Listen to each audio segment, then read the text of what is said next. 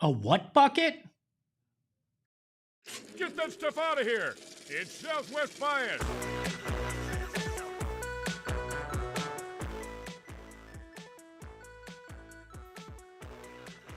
It is Southwest Bias live from Studio K, brought to you by our friends at Circle K. Don't forget to become a member of the Inner Circle. And news came out today. More news just when you thought the Phoenix Suns were packing it in and getting ready for training camp coming up in a little over 6 weeks. No, they're not done yet. At least they're trying to not be done.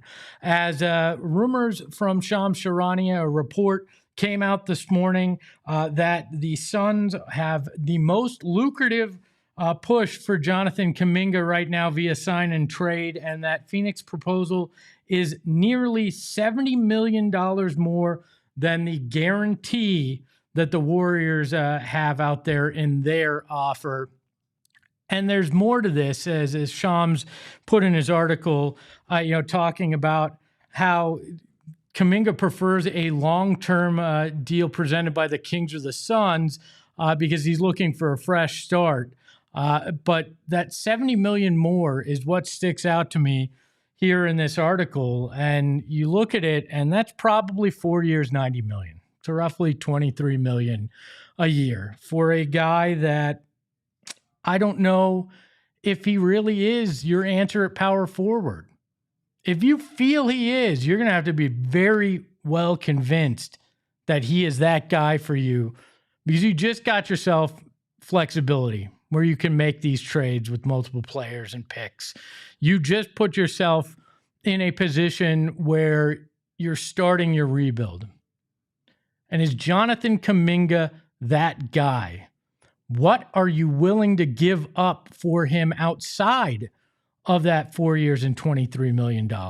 Now, the last year is a player option, is the rumor, but what are you willing to give up on top of that? Because it's not just the cost of the money, which could be good value if he lives up to the potential, but hoping for potential is a dangerous game, especially when you're also trying to figure out how you contend now and how you move forward in the future. He's 6'8". He's listed as a small forward or a power forward. I think he's probably in that small forward range more, but maybe you play him at power forward. But you look at it, and yeah, that $23 million. Do you feel that you really can invest that in a guy that you're not 100% sure of? I mean, he fell out of the Warriors rotation. Now, I get it. The Warriors play a different system than a lot of the NBA. And maybe he fits in Ott's system better than he does in Kerr's. But if the Warriors, an organization that's been known to make the right moves over the last 10 years, last 15 years really, are looking at it and saying, we're not sure, when they need young talent because they're on the older side, right?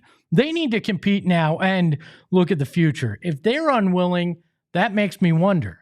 But it comes down to what is the price tag beyond the salary. And Brett Siegel on Twitter put this out there that unless the Suns are willing to give up young guys like Ryan Dunn or Oso Ighodaro, which they aren't to his knowledge right now, the Warriors have no interest. Oso, you might be able to get me looking at it and considering it. Maybe. Because without that shot, you have to wonder exactly what he'll become. Unbelievable passer, IQ off the charts, great floater, real good rim runner, but without an actual jump shot, you've got to wonder what the ceiling is. And do you feel his potential is greater than Jonathan Kuminga's? That'll be the big question. But I don't think you can give up a guy like Ryan Dunn, right? I just don't think you can actually make that kind of move because Dunn has potential. I think Dunn could kind of become the guy that you hope Kuminga is. Maybe not as offensively prowess, but defensively he's a stalwart. He can rebound the ball. And when you look at Kuminga's stats for his career, if we can put those up on the screen, we can look at his stats for his career, or for the last season, 15.3 points, 4.6 rebounds, 2.2 assists, 50%, 51% field goal shooting, 30% from three in 24 minutes per game. Now he's more of a 33% from deep shooter for his career, but those numbers are all within the wheelhouse of what he did at the peak, right? 2 seasons ago with the Warriors. I'm not sure that helps you fully. But that's the thing. I'll admit it. I'm not going to act like some people that are like, oh, I don't know everything. None of us do. And that's why I'm kind of on the fence when it comes to Jonathan Kuminga. I look at it and I go, I see the potential. I see why you might be able to talk yourself into it. I see why you look at it and you go, Jonathan Kuminga could be that guy. He could be that guy to fill the power forward spot now and moving forward. He could grow with a Malawach and some of these young guys, to Fleming, you hope, to create a formidable, athletic, high-energy team. But he also couldn't, because he's not a known commodity. And there was a great article from NBC San Francisco that quoted 2 different scouts. And if we could put the first one up there, Damon, they kind of show how if these guys can't get in agreement on Jonathan Kuminga, I'm not 100% sure how I can feel. This one unnamed scout says you put him in the starting lineup and give him minutes, and he knew he was going to get minutes, and he knew he was going to have an opportunity to play through mistakes, then I think he could be an all-star level player and a primary guy. But the scouts don't agree. This is another anonymous scout with a different take. He says, if Golden State can't figure him out, which they can't, how can the rest of us? They should know him better than anybody else. 2 scouts with varying degrees of opinion on Jonathan Kuminga. And I understand now why I am torn about it. Because NBA scouts are torn about Jonathan Kuminga's potential and what it means that he can't put it together in Golden State. Steve Kerr is one of the best coaches we've seen in the NBA in years. That environment is the perfect environment for a young guy to, kind of build slowly to having a good career and earn his time. And they're willing to walk away from him. They're not willing to go to 4 years and $90 million for a guy that they can, even with the cap restrictions, because he's their own free agent. I question if this is the Suns, again, trying to go with a microwave option to make things quicker. If it's this guy's a recognizable name, which fans will gravitate to continue to build excitement. I don't think so, because this front office has shown that that's not the game they're trying to play this year. They've shown this offseason a sense of patience and a willingness to try to build long-term.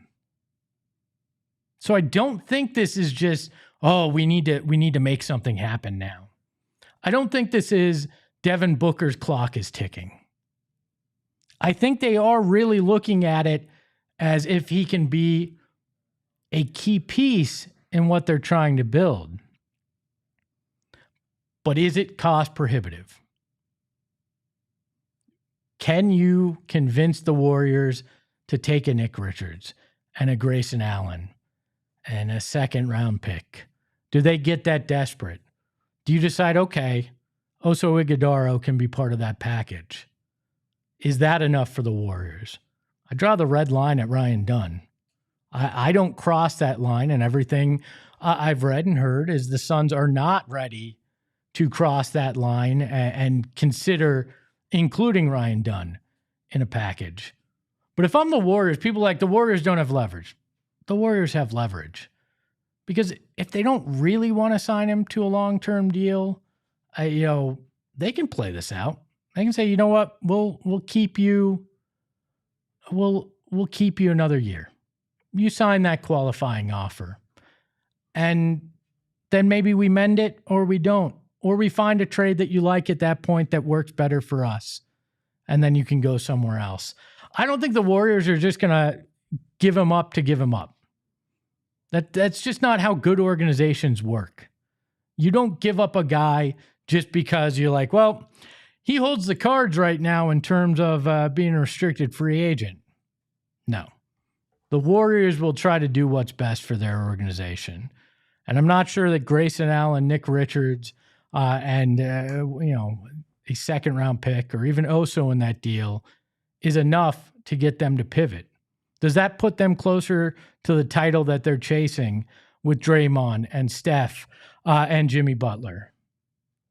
I don't know. Maybe Grayson helps. I don't know that Nick Richards does a lot for him, but I'm not sure. And neither are the scouts. And neither are the fans. It's been a 50-50 split. I've been called an idiot that doesn't know ball and completely 100% right in my stance that I don't know that the cost is worth it. And to me, that speaks volumes about who Jonathan Kuminga is in the view of the NBA, its fans, teams. And sometimes the best decisions are the ones that there is an agreement on, right? That there is some back and forth. And if we trust the Suns scouting staff on a Kaman Malawach and a Fleming and a Brea, and you look at Oso and Ryan Dunn, and you believe in what they're trying to do with Jalen Green, and you think that they can talent evaluate, I lean towards maybe trusting it if they go that route, as long as Ryan Dunn's not involved. But if Ryan Dunn's involved, I start to question it. So will Jonathan Kuminga be a Sun? There's a hell of a lot of hurdles. And the Kings are one of them as well. They're interested. But will the Warriors bend? Does Jonathan Kuminga want to be with the Suns more than he does one of the other teams trying to get him in a sign-and trade? Is this some giant ploy to just try to get the Warriors to pay him more money? And will the Suns be willing to give up more in terms of young players? There's a lot of questions. They're not knocking on the doorstep of adding Jonathan Kuminga. But it makes for yet another interesting move and an interesting topic this offseason to see where the Suns are going to go. But that's just my Southwest bias. We welcome Damon Dog behind the Mac. Damon, how are you this morning? I'm living life, Espo. How are we doing? I'm not bad. I had to scrap the first part of the show because this came up this morning, which is all right. But I'm very torn about Jonathan Kuminga. I don't know, but where are you on Jonathan Kuminga? I think everybody's torn on Jonathan Kuminga, right? I'm looking at his per 36 stats right here. 22.6 points per game, 6.8 rebounds. That's if he was playing starter caliber minutes. Like on paper, that looks great, right? But it's the efficiency. It's kind of I think there's been some subtle attitude things for sure. The mistakes on court, he makes mistakes out there. Yeah, he feels like his ceiling is extremely high, right? But how much do you give up for that? Personally, I think a guy like Ryan Dunn on the contract that he will be after his rookie deal is more valuable than the contract that you would have to pay Jonathan Kuminga. I know I don't think he's quite as good of a player, but I think when you're factoring in a salary cap league like this, you have to think about contract value, and Jonathan Kuminga is not exactly good contract value. There is nothing I hate more than per 36 because it's fugazi. It's just this thing in the ether that, oh, well, if he played 36, yeah, and if I were 7 foot tall and had athletic ability, I'd be a starting center in the NBA. Like, I get it that it can be a useful tool, but I don't buy into guys per 36 because Rashawn Holmes, would have been a great starting center based on per 36. There's a bunch of guys that were per 36 heroes that don't amount to a whole lot in the NBA when given starters minutes. There's potential, but I've dealt in potential so much as a Suns fan that I'm just not sure, especially this is your first major move after you clear that space, right? After you get yourself out of those aprons. Is this what you want to do to make that first move, to use a lot of the assets that you're going to have at your disposal to make a move? I don't know that is where I want them to go. And I wish I could give you a definitive and sit here and go, hey, it would be ridiculous to do this, or it'd be great and everything be wonderful. But guess what? Things live in the gray area. And you can say that. Like, to be a talking head, you don't have to have this I'm going to burn it down opinion for everything. It's okay for all of us to not know. And then it comes down to, do you trust the Suns front office to make the right decision with young talent? I lean towards yes. So that's where I am. On the other side of the break, we got another team that's talking trades that we have to discuss what their future looks like and what they should be doing. And I have a very definitive opinion on that. It's coming up on the other side right here on Southwest Bias.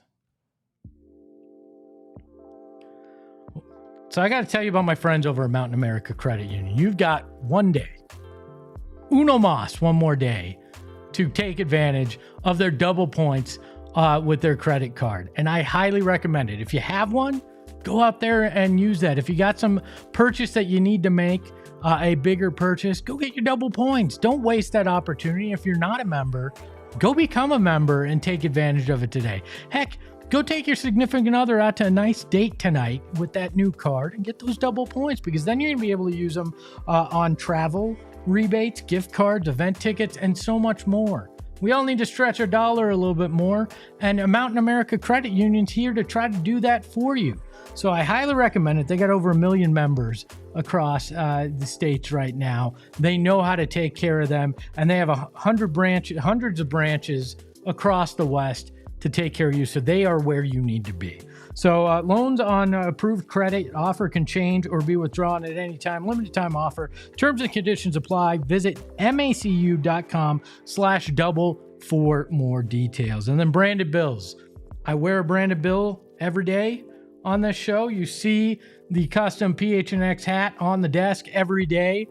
If you need custom headwear or apparel, or you just want some of the best looking state and college hats in the business, you can get them with branded bills. I love hats. I've told you, I got over 70 of them at home, and most of them have become branded bills because they are comfortable.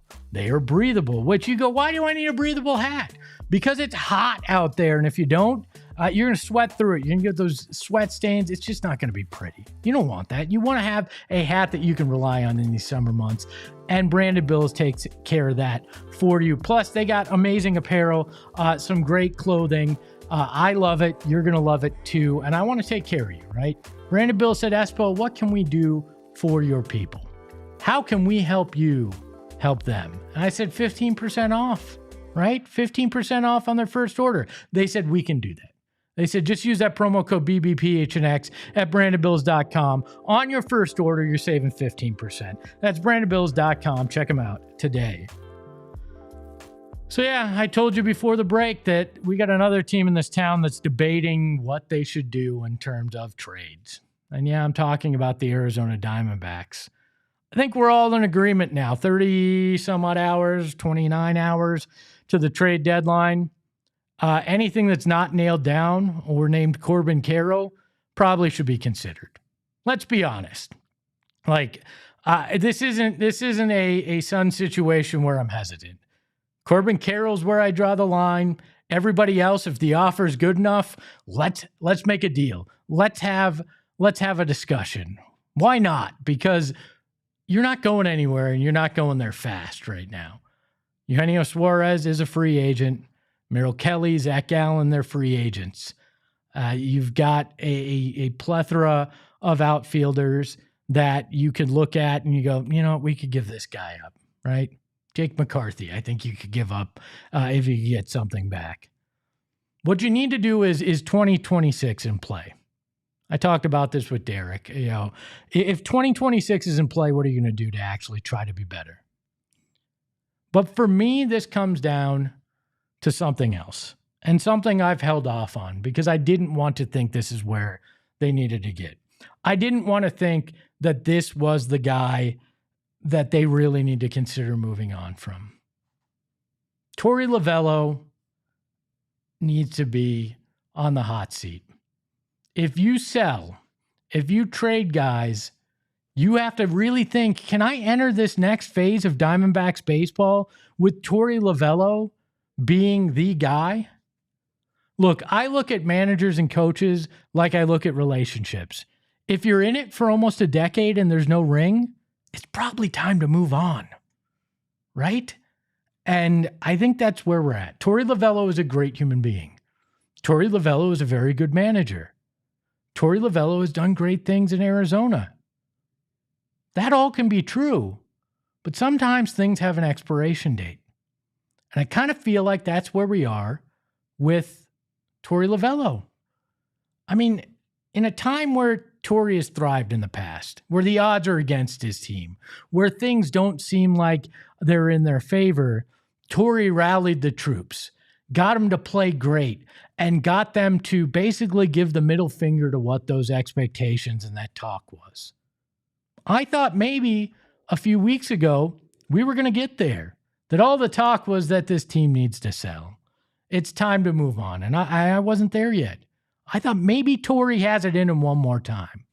Maybe Torey can get the guys to fight, to show that chaos that brought them so much success in 2023, to dig deep and find guys in that bullpen that were going to come in and put them in the situation to succeed. They've scored 8 runs in 7 games. They scored 1 earned run in a series against the Pittsburgh Pirates. Yeah, those Pittsburgh Pirates. It feels like this team may have lost faith. Not just faith in their roster or what they were able to do, but maybe a little bit on Torey too. Maybe they've lost faith in Torey. Can you go into, if you're selling, whatever that next iteration in 2026 is, with Torey Lovullo still being your manager? Now, I think there is one way. If you are writing off 2026 as a year that you're not going to spend or compete, because they have a lot of injuries that are going to lead into next season with their pitching, and essentially half their starters are going to walk out the door or have the ability to in terms of free agency. If you look at 2026 as a lost year, and you look at 2027 and there's so much labor strife that could happen, we're talking a lockout. We're talking missed games potentially. We're talking a complete rework of the economic system of baseball if this goes the way the owners want. And guess what? Labor negotiations usually go the way the owners want. Maybe you don't want to hire a new manager next year knowing that you might have to sit on, that there's going to be money owed in a year that isn't going to be one that you're going to be able to do anything in either because of labor strife. I feel like that might be why Torey remains. It's probably not a good reason, but it might be the reason that they do it. Because the team's shown a willingness to spend. I can't knock them on that like we have in the past. They've done it. They've put their money where their mouth is the last 2 years, but it just didn't work, right? So I can understand a hesitation to spend going into 2026 again, especially when you got Corbin Burns sitting there with a lot of money that you owe him, and he's going to be out for a lot of the season thanks to his injury. I get it, but I think you got to look at Torey. Damon, where do you sit? You're a baseball guy. Where are you now? It's tough because I've always been a big Torey guy. I've always been a big, Torey defender. I know that he's been polarizing in this fan base for a while. Anytime you have a manager, I think for 9 years, it's going to be polarizing. But I've always felt that Torey had a good grasp of the locker room and that the team was fully bought in on what he was pushing. After this Pirates series, that's where you really have to start raising some eyebrows and saying to yourself, like, has he lost the team? Because it feels like with the guys getting traded, that potentially he's, maybe the emotional leadership that he has always had is kind of, going off his fingertips here. And so that's where it's, I'm a little bit concerned. I want to see how they're going to give him the end of this season. That's a fact. They're not going to fire Torey Lovullo in the middle of the season. No. Right. I want to see how he finishes out the season. If he can find anything, I think that earns him another year. But if they just completely collapse like they have been recently and just free fall all the way till late August, how can you keep him? Yeah, I think there's a lot of questions to be answered that'll go far beyond tomorrow's trade deadline. Damon, can you do me a favor? Can you put a chat or a poll in the chat asking if people want Jonathan Kuminga? Because I want to see how many people here actually do. Jim Prescott in the chat says pass on JK. He's going to want too much money, and Golden State doesn't want anything we have. Dagoon says I don't want for that price. A Pooh says JK to the Suns would be awesome.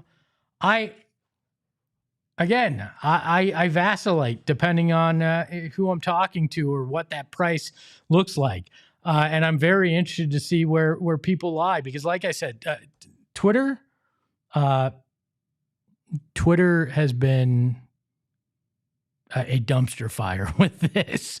And not that it isn't usually, so that's a problem. Love y'all says, don't want JK at all. Ravi says 100%, but at what cost? Again, that is the big thing for me, is at what cost? David says, yes, Kuminga would be a big upgrade to what we have. Give them Allen a second and Oso. If that's the cost in terms of capital, I'm okay with that. But does Golden State accept that? I don't know. AZ says, AZBG602 says $90 million is way too much. Yeah, I think it is. Todd Packer, who said he's a Warriors fan, says less than $20 million for JK is a good deal in my opinion. He fits your style better than ours. But the thing is, it's $22-23 million is the rumor of what they've talked about. So it's only slightly over that, but I don't know. Todd also says, I'll give you guys my opinion as a Warriors fan. Don't ruin your newfound financial flexibility on Kuminga. So I think he's kind of in agreement there, and it's interesting to hear what Golden State Warriors fans think about it as well. Where do we sit on the poll, Damon? We're almost out of time, so I want to hear where we're looking at the poll. Yeah, here on the poll results, we're at almost a dead even lock here, 47 to 53%, 30 votes in favor. Against. So yeah, split down the middle. So I guess my Southwest bias might actually be on target this time, right? By the way, I think I'm gonna have a treat for you guys tomorrow. We'll talk more Kuminga and Suns if warranted. Maybe I'll find a guest to talk about Jonathan Kuminga, either in a supplemental video, somebody from Golden State, or on the program tomorrow. But I also think we might have a former Major League general manager to talk to us about what it is like to be in the room when you're making trades and what he thinks about what the Diamondbacks have done or will do at the trade deadline. So we got plenty coming up on tomorrow's Southwest Bias. He is Damon Dog, Damon Farrell. A big thank you for you filling in today. We are all Damon's dogs. You can follow the show at PHNX_sports. You can follow me at Espo. And remember, Jonathan Kuminga has a terrible nickname, and maybe that is reason enough not to sign and trade for him. Ahoy, hoy! We all silly like the mayor.